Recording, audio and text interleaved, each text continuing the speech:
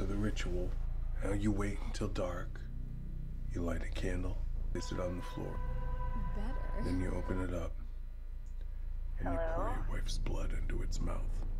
You step back and you speak your intention. Film की शुरुआत होती है मैथ्यू से, जो एक साउंड आर्टिस्ट है। उसकी वाइफ क्लेयर कैंसर से जूझ रही है और डॉक्टर्स के मुताबिक उसके बचने की कोई उम्मीद नहीं है। क्लेयर ने अपना कीमो भी बंद करवा दिया है क्योंकि उसका मानना है कि उसका बचना अब मुश्किल है, तो इलाज करके क्या फायदा। लेकिन मैट अपनी वाइफ क्लेयर से बहुत प्यार करता है और उसके लिए कुछ भी कर सकता है। क्लेयर की नर्स ग्वेन उसका रेगुलर चेकअप करने आती है। आज ग्वेन क्लेयर का ब्लड सैंपल लेने वाली होती है टेस्ट के लिए, लेकिन मैट अपने कजन हेरोल्ड की मदद से ग्वेन के बैग से क्लेयर का ब्लड सैंपल चुरा लेता है। हैरी मैट से पूछता है ये ब्लड सैंपल का क्या करेगा। मैट जवाब देता है मैं एक सेकंड ओपिनियन लेना चाहता हूँ किसी और डॉक्टर का। लेकिन मैट के दिमाग में कुछ और ही चल रहा होता है। बाद में मैट एक अजीब और मिस्टीरियस आदमी एल से मिलता है। ये वही आदमी है जिससे मैट ने बात की थी और जो उसे बताता है कि वो अपनी वाइफ को कैसे बचा सकता है। एल मैट को एक बड़ा सा बैग देता है और उसे स्ट्रिक्ट इंस्ट्रक्शंस देता है। इस बैग को अपने घर ले जाकर एक सेफ जगह रखो, बैग के आगे एक कैंडल जलाओ, क्लेयर का ब्लड इस बैग के ऊपर डालो, बैग के पास मत जाना, न उसे देखना और न ही उसे टच करना। एल मैट से कहता है ये सब इंस्ट्रक्शंस फॉलो करना मैंडेटरी है वरना सब कुछ गलत हो सकता है। अब आप तो समझ ही गए होंगे कि मैट को क्लेयर का ब्लड सैंपल क्यों चाहिए था। वो इस ब्लड से रिचुअल या ब्लैक मैजिक को पूरा करके अपनी विश पूरी करना चाहता है, अपनी वाइफ क्लेयर की जिंदगी बचाना। बार में एक बारटेंडर ग्वेन एल को देखकर उसे एक ड्रिंक ऑफर करती है, लेकिन एल ज्यादा इंटरेक्ट नहीं करता, क्वाइटली अपना काम करता है। दूसरी तरफ मैट एल के साथ मिलकर बैग को अपने घर ले आता है और उसे बेसमेंट में एक रूम में रखता है। मैट इंस्ट्रक्शंस के मुताबिक रिचुअल करता है, कैंडल जलाता है, क्लेयर का ब्लड बैग पर डालता है और फिर रूम से बाहर चला जाता है। लेकिन एक्सीडेंटली मैट का लाइटर उस रूम में गिर जाता है। पहला रूल ये था कि बैग के पास वापस नहीं जाना था, लेकिन लाइटर लेने के लिए मैट वापस रूम में चला जाता है, हालांकि वो बैग की तरफ नहीं देखता। अगले दिन मैट अपने कजन हैरी के साथ बेसमेंट में एक स्टूडियो सेटअप कर रहा होता है ताकि वो क्लेयर को सरप्राइज दे सके। क्लेयर भी एक साउंड आर्टिस्ट थी और मैट उसके लिए कुछ स्पेशल करना चाहता है। तभी मैट को बेसमेंट में एकदम क्लियर आवाज सुनाई देती है। वो क्लेयर की आवाज होती है, जैसे वो उसे पुकार रही हो। मैट घबरा जाता है और तुरंत क्लेयर के रूम में जाता है, लेकिन जब वो वहाँ पहुंचता है तो देखता है कि क्लेयर शांति से सो रही है। मैट कंफ्यूजन और डर के साथ एल को कॉल करने की कोशिश करता है, लेकिन एल जैसे हवा में गायब हो गया हो। वो मैट के किसी कॉल का जवाब नहीं देता। तभी मैट को एक अननोन नंबर से कॉल आता है। जब मैट कॉल उठाता है उसे सिर्फ एक क्रीपी सी हंसी सुनाई देती है और कॉल कट हो जाता है। मैट को लगता है कि कोई उसके साथ प्रैंक कर रहा है। इसी वक्त किचन के स्पीकर से मैट को एक लेडी की विस्परिंग आवाज सुनाई देती है जो कहती है ये अब फिर से हो रहा है। मैट और ज्यादा कंफ्यूज हो जाता है। रात को अंधेरे में मैट को फिर एक औरत की आवाज सुनाई देती है जो उसे बुला रही होती है। मैट डार्क रूम में जाता है लेकिन वहाँ कोई नहीं होता। मैट के साथ एक और क्रीपी मोमेंट तब होता है जब उसे क्लेयर की आवाज सुनाई देती है जो सरकास्टिकली कहती है कैंसर तुम्हें होना चाहिए था, मुझे नहीं। डर और कंफ्यूजन के साथ मैट फिर क्लेयर के रूम में जाता है, लेकिन क्लेयर बस वहाँ शांति से बैठी होती है। मैट जब उससे इसके बारे में पूछता है तो क्लेयर सरप्राइज होकर कहती है मैंने तो कुछ नहीं कहा। रात को मैट को एक और कॉल आता है। इस बार वो लेडी सरकास्टिकली क्लेयर की बीमारी के बारे में डिटेल्स बताती है, जैसे उसे उसके हर स्टेज के बारे में सब कुछ पता हो। मैट और ज्यादा घबरा जाता है। अब मैट के साथ ये चीजें बार बार होने लगती है। हर कॉर्नर से उसे एक औरत की सरकास्टिक आवाज सुनाई देती है जो उसे इनडायरेक्टली गिल्ट और डर के साथ भर देती है। मैट के लिए समझना मुश्किल हो रहा है कि क्या ये सब रियल है या उसके दिमाग का एक इल्यूजन। घर का हर कोना अब उसके लिए एक हॉन्टेड स्पेस बन चुका है। उस रात मैट अपने कजन हैरी के साथ बैठा होता है और कैजुअली बातों के दौरान उसे अपनी पहली एक्स के बारे में पूछता है। हैरी बताता है कि अपने बेटे के गुजरने के बाद उसकी एक्स वाइफ हेलुसिनेशंस देखती थी, उसे आवाजें सुनाई देती थी और धीरे धीरे वो मेंटली अनस्टेबल हो गई थी। बात करते करते हैरी गोल्फ खेलते हुए बॉल को एक्सीडेंटली उस रूम में फेंक देता है जहाँ वो बैग रखा था। मैट हैरी को स्ट्रिक्टली वार्न करता है उस रूम के अंदर मत जाना, तुम्हें मना किया है। लेकिन जैसे ही मैट रूम से निकलता है हैरी चुपके से रूम में बॉल लेने चला जाता है। रूम के अंदर जाकर हैरी न सिर्फ बॉल उठाता है बल्कि उस बैग को भी देख लेता है। अननोइंगली हैरी एक और रूल तोड़ देता है। रिचुअल के बाद उस रूम में किसी का जाना अलाउड नहीं था। रात को मैट नींद में होता है, तभी वो अपने रूम में एक औरत औरत को खड़ा देखता है। उस औरत के हाथ पर एक काला निशान होता है जो काफी क्रीपी लगता है, लेकिन जैसे मैट लाइट्स ऑन करता है वो एंटिटी या औरत अचानक से गायब हो जाती है। अगले दिन मैट अपने घर के बाहर एक औरत को देखता है। उसके हाथ पर बिल्कुल वैसे ही काले निशान होते हैं जैसे उसने रात को देखे थे। मैट उस औरत से कुछ पूछ नहीं पाता क्योंकि वो बस एक अजीब सी मुस्कान देकर वहां से चली जाती है। इसी दौरान मैट नोटिस करता है कि क्लेयर अब खुद से खड़ी हो रही है। ये देखकर मैट को लगता है कि रिचुअल का असर हो रहा है और क्लेयर धीरे धीरे ठीक हो रही है। लेकिन तभी क्लेयर को वॉमिटिंग होती है और वो कंप्लेन करती है कि उस रूम से बदबू आ रही है जहाँ वो बैग रखा गया था।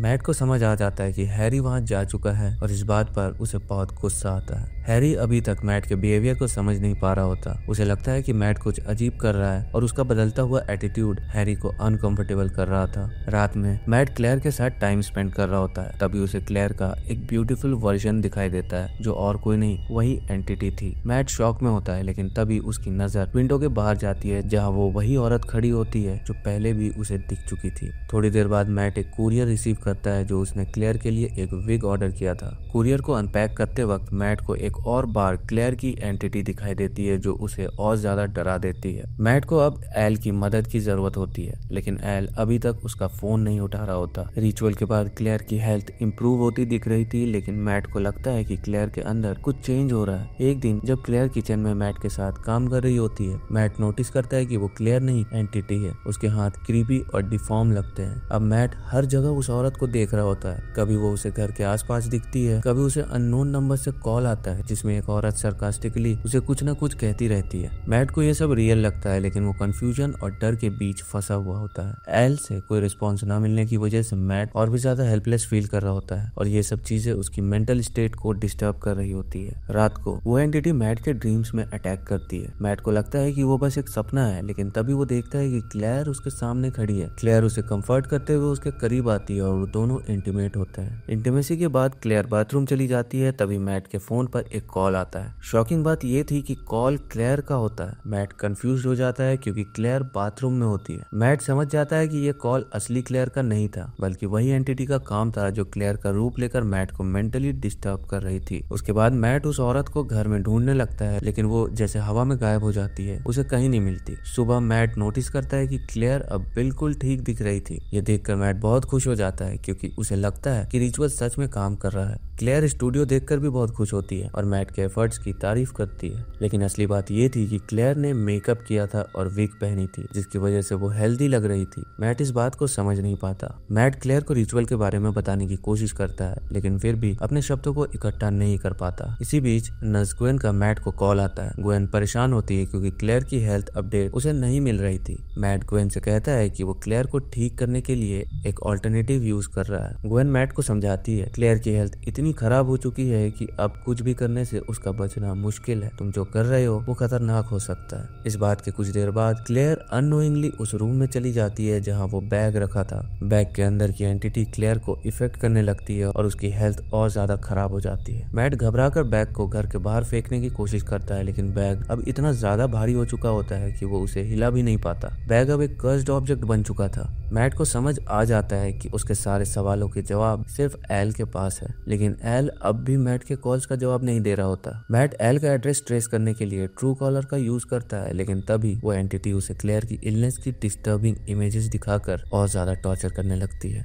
इसके बाद मैट उस बारटेंडर के पास जाता है जिसने पहले एल को देखा था। बारटेंडर मैट से कहती है, मुझे एल के बारे में कुछ नहीं पता, लेकिन तुम्हारी हेल्प करने के लिए मैं तुम्हें एक फोन डायरेक्टरी दे सकती हूँ। मैट फोन डायरेक्टरी के थ्रू एल का एड्रेस फाइंड कर लेता है। जब वो एल के घर पहुंचता है तो वहाँ उसे वही औरत दिखती है जो उसे बार बार हेलुसिनेशंस में दिख रही थी। सरप्राइजिंगली वो औरत एल की बेटी होती है। मैट एल को फाइनली मिलता है, लेकिन एल उसे मिलकर खुश नहीं होता। एल कहता है, मैंने अपना बोझ वो बैग तुम्हारे कंधों पर डाल दिया था और तुमने गलतियां करके चीजों को और खतरनाक बना दिया है। अब मैट को समझ आता है कि एल का इन्वॉल्वमेंट इस सिचुएशन में कितना गहरा है और उसे पता लगता है कि अब चीजें कंट्रोल के बाहर हो चुकी है। एल मैट को बताता है, तुमने जरूर किसी इंस्ट्रक्शंस को प्रॉपरली फॉलो नहीं किया होगा और इसी वजह से तुम्हारे साथ ये सब हो रहा है। मैट गुस्से और डिप्रेशन में एल से पूछता पूछता है अब इस सब से कैसे बचा जाए। एल का जवाब मैट के लिए और ज्यादा डरावना होता है। तुम इससे बच नहीं सकते, तुमने रिचुअल कर ही दिया था और अब ये एक वायरस की तरह तुम्हारे घर में फैलता जाएगा। एल मैट को ये भी समझाता है कि उसने ये रिचुअल सिर्फ मैट के कहने पर बताया था क्योंकि मैट को क्लेयर को बचाने की जिद थी, लेकिन कहीं ना कहीं एल के साथ भी कुछ ऐसा बुरा हो चुका था। एल अपनी बेटी की तरफ इशारा करता है जो टेक्निकली जिंदा थी, लेकिन वो सिर्फ एक शेल थी। वो अब मेरी बेटी नहीं है, एल कहता है। मैट ऑब्जर्व करता है कि एल की बेटी का बिहेवियर अजीब था, जैसे वो किसी एंटिटी से पजेस्ड हो। बातें करते वक्त मैट को वही औरत की आवाज सुनाई देती है और एल कहता है अगर तुम चाहो तो तुम देख सकते हो कि मेरी बेटी के साथ क्या हुआ। मैट एल की बेटी को देखता है जो अब एक डरावनी चीज बन चुकी थी। वो एक वाइल्ड एनिमल की तरह बिहेव कर रही थी, जैसे किसी डार्क एंटिटी ने उसे पूरी तरह कंट्रोल कर लिया हो। ये देखकर मैट काफी डर जाता है और तुरंत अपने घर के लिए भागता है। घर पहुंचते ही मैट का सामना हैरी से होता है। हैरी मैट के बदलते हुए बिहेवियर को लेकर परेशान था। वो मैट से डायरेक्टली पूछता है तुम्हारे साथ क्या चल रहा है, तुम बिल्कुल अलग लग रहे हो। लेकिन मैट हैरी की बात इग्नोर करता है और सीधा क्लेयर के रूम में जाता है। वहां जाके मैट को सबसे बड़ा शॉक लगता है। क्लेयर बेड पर डेड पड़ी होती है। मैट डिप्रेशन में सोचता है कि वो क्लेयर को जिंदा कर सकता है। वो बैग को वापस लेकर आने की कोशिश करता है, लेकिन बैग अब पहले से भी ज्यादा भारी हो चुका होता है। मैट हैरी से हेल्प मांगता है, लेकिन हैरी उसकी हेल्प करने से इनकार कर देता है। मैट अकेला ही स्ट्रगल करता है और बैग को खींच कर क्लेयर के रूम तक ले आता है। उसका विश्वास था कि ये बैग मिरेकल्स कर सकता है। मैट क्लेयर के लाइफलेस बॉडी को बैग के अंदर डाल देता है, सोचते हुए कि शायद इससे क्लेयर वापस जिंदा हो जाएगी, लेकिन कुछ नहीं होता। डिसअपॉइंट होकर और हार्ट ब्रोकन मैट बैग के पास से बाहर आ जाता है। हैरी भी क्लेयर के जाने से काफी सैड होता है। तभी बैग में कुछ हलचल होने लगती है। बैग के अंदर से एक एंटिटी का हाथ निकलता है, एक डरावना और नॉन ह्यूमन हाथ। वो एंटिटी बैग के अंदर से बाहर आती है और हैरी पर अटैक कर देती है। एंटिटी हैरी को ब्रूटली मार डालती है और मैट ये सब शौक के साथ देखता रह जाता है। ये देखकर मैट समझ जाता है कि बैग कोई मिरेकल ऑब्जेक्ट नहीं था, ये एक कर्स्ड ऑब्जेक्ट था जो उसकी फैमिली और उसके आसपास के लोगों के लिए डेथ और डिस्ट्रक्शन लेकर आया था।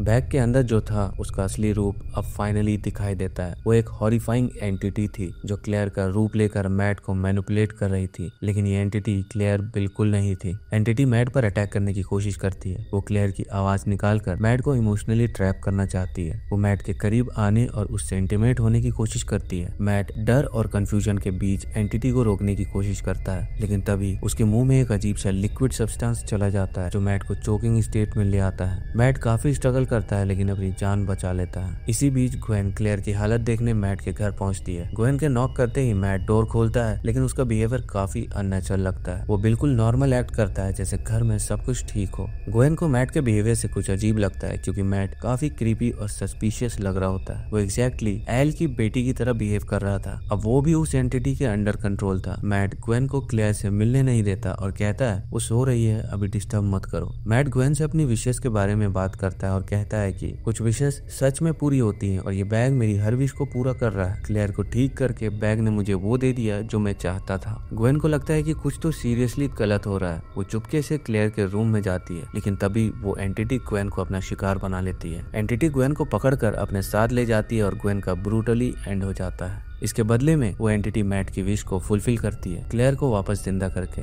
लेकिन ये एक डील थी जो बैग के साथ बनी थी, जिसका असली प्राइस ग्वेन को चुकाना पड़ा। एंड में मैट एक बार में बारटेंडर से बात करते हुए दिखाई देता है। वो बारटेंडर से कहता है विशेष पूरी होती है और अगर तुम चाहो तो मैं तुम्हारी एक विश पूरी करने में तुम्हारी मदद कर सकता हूँ। बारटेंडर क्लेयर को बिल्कुल हेल्दी देख रही थी, इसलिए वो मैट की बात पर यकीन कर लेती है। मैट और क्लेयर एक साथ ड्रिंक करते हैं खुशी खुशी, लेकिन ट्विस्ट ये होता है कि मैट और क्लेयर अब रियल नहीं होते। वो दोनों असली मैट और क्लेयर नहीं बल्कि बैग के क्रिएशंस होते हैं। बैग ने उन दोनों को आर्टिफिशियली रिक्रिएट किया था क्योंकि उनकी विश बस एक दूसरे को जिंदा देखना था। और इसी के साथ ये फिल्म यहीं पर खत्म हो जाती है। अगर आपको ये वीडियो पसंद आई तो इसे लाइक करें, शेयर करें और कमेंट्स में अपना थॉट्स जरूर बताएं। चैनल को सब्सक्राइब करके बेल आइकन जरूर दबाएं ताकि फ्यूचर वीडियोस के लिए नोटिफिकेशंस मिलती रहे।